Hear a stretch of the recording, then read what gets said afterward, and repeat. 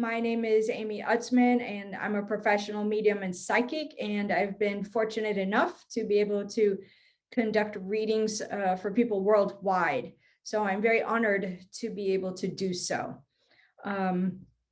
Okay, so tonight's topic is views from the other side.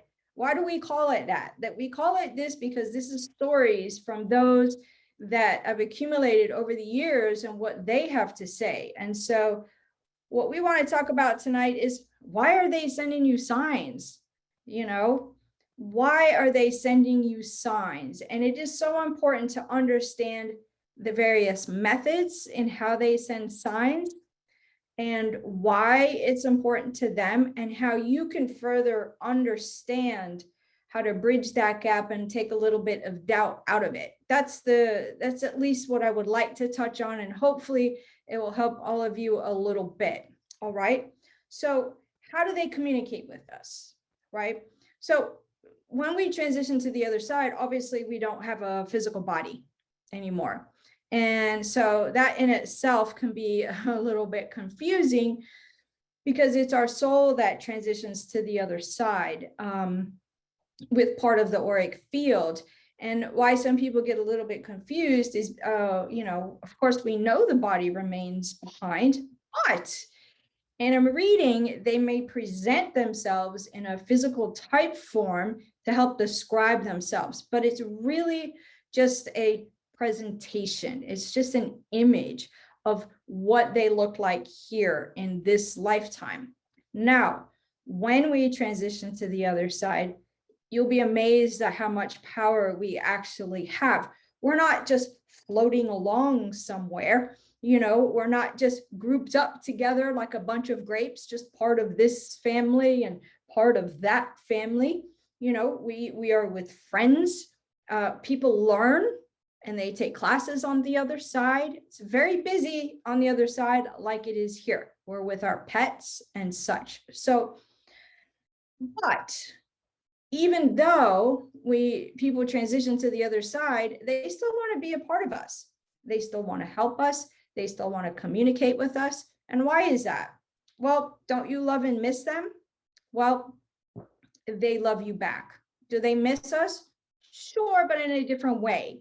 They're not in pain. They're not hurting, because believe it or not, they're a part of just about everything we do. Now that's their choice, but a lot of times they talk about being a part of parties. They may acknowledge weddings and celebrations and things like this. They might say that, oh, there's a baby coming into the family. I'm very excited about that. So they know what is going on. And for them on the other side, just like it's important for you here to support people around you, it is important for them to continue that support as well. That includes friends. This is not just immediate family members, but everyone. And, look, we get visitations from our pets too, which is pretty spectacular, I think. So this is why it's important to them. Now, how do they do it? Well, it can be a little bit difficult to literally explain the how, but there are some extraordinary signs that they may do. Now, a lot of signs that we may hear about are birds, okay? And what will happen there is someone on the other side will encourage a bird to just be in your frame of reference. Like you just feel like your attention is drawn to a bird, all right? They might do some physical manifestations of things. Perhaps they drop a feather in your path. Right? What about coins? See, anything metallic that includes electronics, see, it's a frequency. So with electronics and coins and anything metallic, they're able to manipulate that frequency and put it in front of us to draw our attention. Sometimes if you have a digital music playing, they might change it. So Listen to the words if something like that happens to you. And some of you may have heard me say this before, but one of the games that we like to play sometimes is we will put on either our music library or just put on something to stream and tell our loved ones, hey, have fun, play something for us.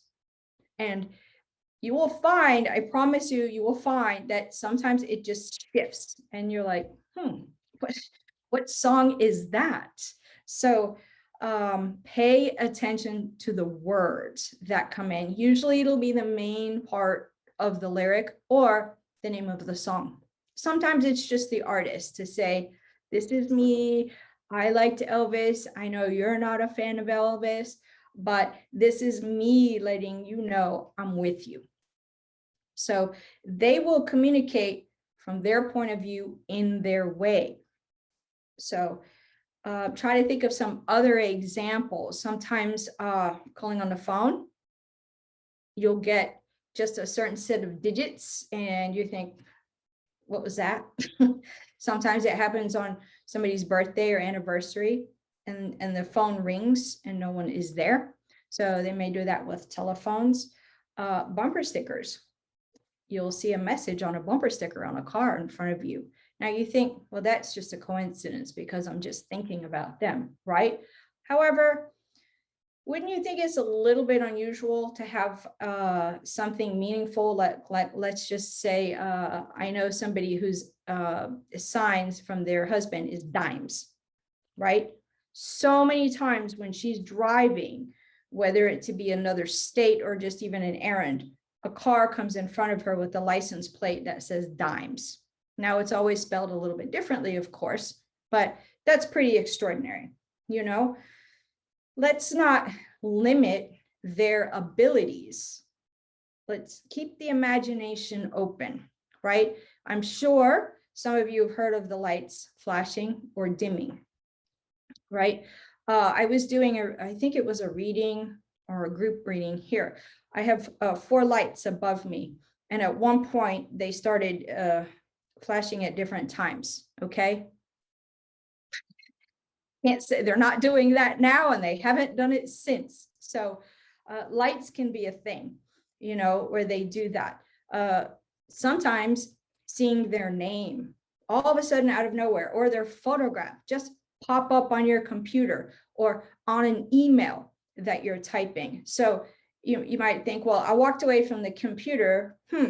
Why is their name there? Or a saying that they would have done. Why is that there? Maybe I absent-mindedly, you know, typed it there because I'm thinking about them or missing them.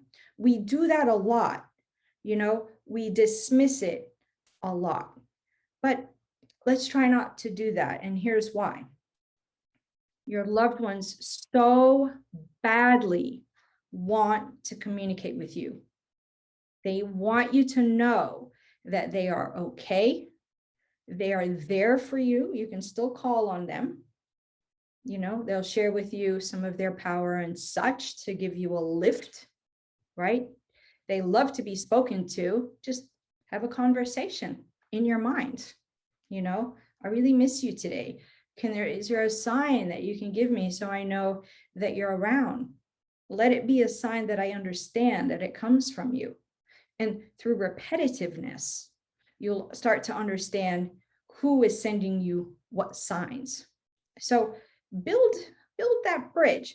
I cannot tell you how often in readings they're saying, I'm trying to get their attention, but they're not listening. Now, a lot of times what we do here is we read about these things and sometimes they work where they say, I've asked them for a specific sign. Please leave me a penny here today so I know it's you. If you don't leave me a penny here today, then I don't think you're around, right? Maybe your loved one wants to give you a raise and give you a quarter. Okay, maybe you find $1 in your pocket instead. Or maybe they have a very different way of communicating. You know, we all have different communication styles, right? Some people are outward, some people are a little more private. Some people use just a few words. So based on their communication style, oftentimes you'll see that's the way that they give signs, in that kind of way as well. Make sense so far? Okay. Now, I want to touch on the doubt a little bit more, because that is a big hurdle for us. And even amongst, my students, and for many years, for me, I will always say to people, trust and doubt are the two biggest hurdles to overcome. They really, really are. On one hand, we so badly want a sign, and on the other hand, we get it, we go, no, that can't be. We try to rationalize it away. Now, I do want to add one thing to this, is when somebody has transitioned recently, it's painful. We are in grief, whether it's expected or unexpected. I mean, it's just difficult. We love them. We want them here. And what we often do in grief is we put ourselves in a protective type state. And that's important. It's a normal thing to do, but the reason we do it is we just can't take in one more hurt at that time. And so a lot of people will say to me, well, since they passed, I haven't had a sign. Well, what if it's just a few months, and you're not really socializing or going out again? I mean, that's soon. So when you start to open up, or you really welcome them to give you signs, then you'll start to get them, right? There was something else I wanted to mention, because this happened with someone the other day. Anyway, I will share one of my signs that I got that was a little startling as well. I will show you a picture of it if I can share it adequately. I'll show you a picture of something that happened to me early in May.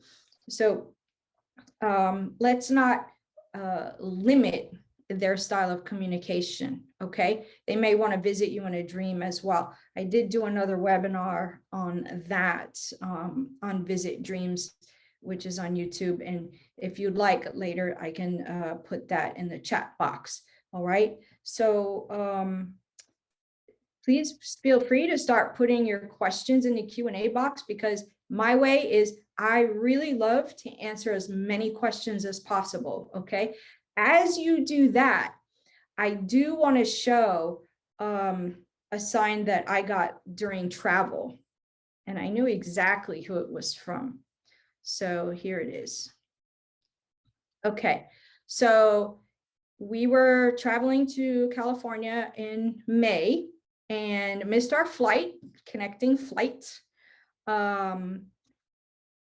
because of a delay. And so I went to shower and just threw my jeans and a shirt on a chair, because that's what I had. And when I came out of the shower, for those of you who know Nancy, for those of you who don't, Nancy is my spouse. Nancy said, "You're not going to believe this one." And I said, "What?" And she said, "Look, there's I think it's a quarter on your jeans, but there it is. It's a quarter from Belize." Now, what makes this so special is this is from my grandmother. That's the first picture. You can see right in there. It's just a little corner. And there it is, up close, Belize, 25 cents. So that is where my grandmother is from, is Belize. So, and I really don't make it a habit to not only carry coins, but carry coins from Belize. So that was super touching, to say the least. So that was an example of a very large sign, in my opinion. So for me, it has to be a pretty big sign, I have to say, because even though I'm a medium, I'm a little bit skeptical, guys. So it has to be kind of undeniable is a good word to use. So And of course, it makes us feel good, but it's awe-inspiring. You know, for those of you who remember the movie Ghost, and you saw him lifting the penny on the other side of the door, all right, just aging myself a little bit, but just think about that sense of manipulation, you know. Okay. Well, once again, I want to thank you all for joining me tonight. Stay well out there. For those of you who are parents and you're starting school, good luck through the school year, because it's always a busy time for all of you. And hopefully some happy times for some kids, because a lot of kids like being in school. So stay well, stay healthy, keep in touch with your loved ones on the other side. Remember, once again, that they want to be in touch with you as much as you want to be in touch with them. It won't feel the same. So I'm not going to make it seem like, you know, it feels the same. It's very dense here in the physical world, and it's a lot lighter. Spirit energy is a lot lighter. So just try not to have the same expectations, but when you get the signs, thank them for it. All right. And with that, have a great evening and take good care, and look forward to seeing you on future webinars. Bye-bye.